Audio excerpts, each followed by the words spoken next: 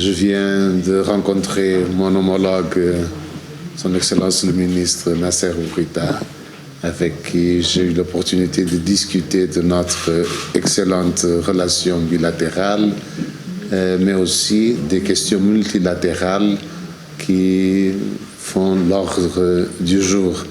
Essentiellement, nous avons parlé, comme je vous ai dit, de nos relations entre le Cap-Vert et le Maroc. J'ai réaffirmé notre reconnaissance de la souveraineté du Maroc sur le territoire du Sahara occidental, souhaitant que cette question puisse trouver une échéance et une place qu'elle mérite au niveau du Maroc, mais au niveau aussi des pays amis du Maroc et de la communauté internationale et des Nations Unies, pour que le Maroc puisse connaître le développement qui est en train d'être fait et que nous pouvons constater.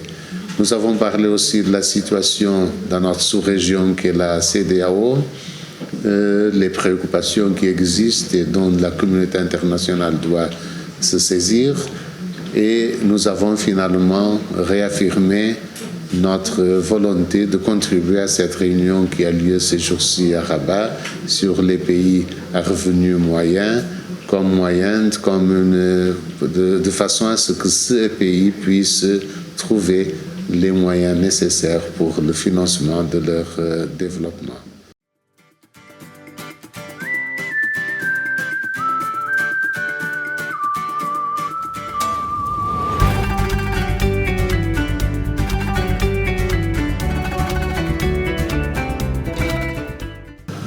Je suis depuis hier en visite dans cette charmante ville de Rabat pour prendre part à la conférence sur les solutions pour faire face aux défis de développement des pays à revenus intermédiaires dans un monde en mutation.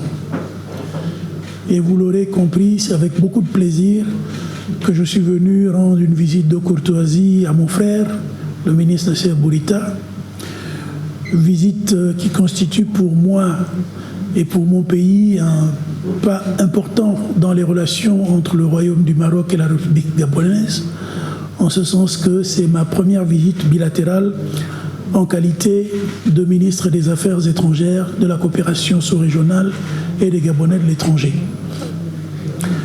J'ai tenu à féliciter le ministre Bourita pour la qualité de l'accueil qui m'a été réservé, mais également le féliciter pour l'organisation en collaboration avec les Nations Unies et la Banque africaine de développement de cette conférence qui vise à rassembler les pays à revenus intermédiaires et à discuter des défis et des lacunes de financement auxquels ces pays sont confrontés. J'ai évoqué avec le ministre Bourita la situation politique au Gabon, notamment les avancées de la transition. On a examiné ensemble le calendrier et le chronogramme de la transition. Et je puis vous dire d'abord que cette évolution se passe très bien. La transition se déroule au mieux. Et j'ai tenu à remercier le ministre pour le soutien et l'accompagnement que nous offre le Royaume du Maroc, tant sur le plan bilatéral que sur le plan multilatéral, parce que, comme vous le savez, le Maroc est aujourd'hui à la tête du Conseil de paix et de sécurité de l'Union africaine, où se discute la question du Gabon. Mais sur un plan bilatéral, j'ai tenu à me réjouir de l'excellence des relations politiques et diplomatiques qui unissent si bien nos deux pays. Une coopération marquée, comme vous le savez, par de nombreux échanges, tant au niveau ministériel qu'avec les cadres techniques des différents secteurs de la coopération, notamment sur les échanges commerciaux, sur les questions de développement et sur les visites de haut niveau. À côté de ça, j'ai tenu à rappeler qu'au regard des relations excellentes qu'il y a entre nos deux pays, il était important que cette coopération soit encore un peu plus élevée, qu'on puisse discuter d'un certain nombre de questions innovantes.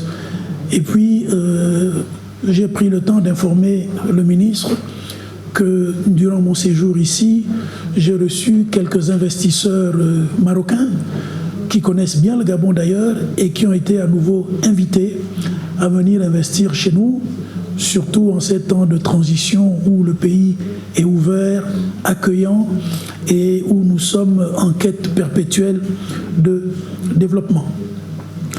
J'ai également tenu à réitérer à cet égard l'importance de la tenue prochaine d'une commission mixte entre le Maroc et le Gabon.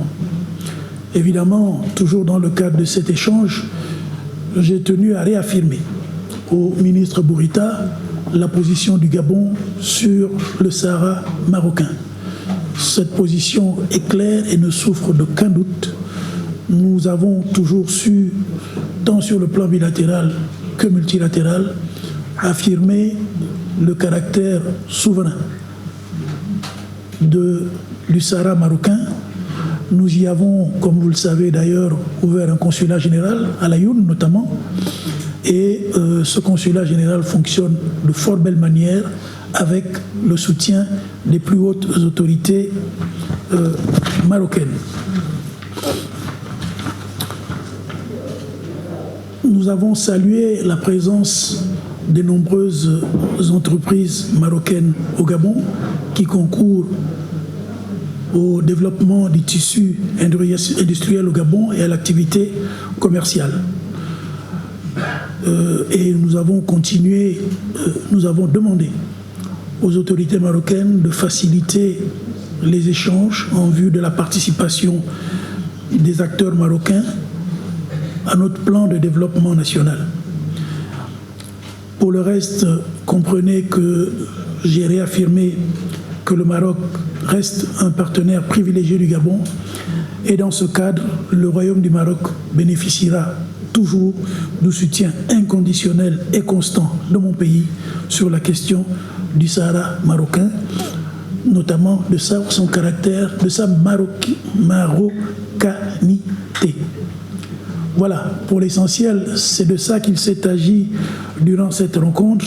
Et en conclusion, je me suis félicité des échanges que j'ai pu avoir et partager avec le ministre Bourita, la volonté d'approfondir davantage nos relations politiques, économiques et commerciales, et bien entendu les relations d'amitié, de fraternité et de coopération. Je lui ai exprimé la volonté du président Brice Clotaire Oligui Nguema de répondre très prochainement à une invitation de Sa Majesté dès que l'occasion se fera ressentir. Voilà pour l'essentiel le contenu des échanges que j'ai eus avec le ministre, mon frère, le ministre Nasser Bourita.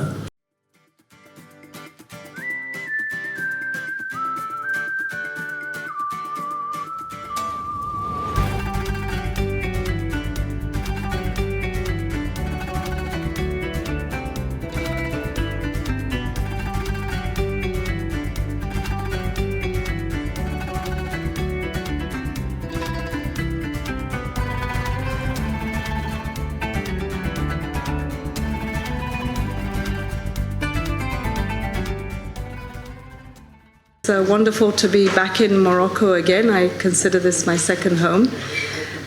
It is an important meeting, dialogue, debate, and conference that we come to on middle-income countries. And what better place than in Morocco that represents the efforts to try to deal with the challenges, but also to recognize that middle-income countries will be the engine that propels the success of the Sustainable Development Goals by 2030.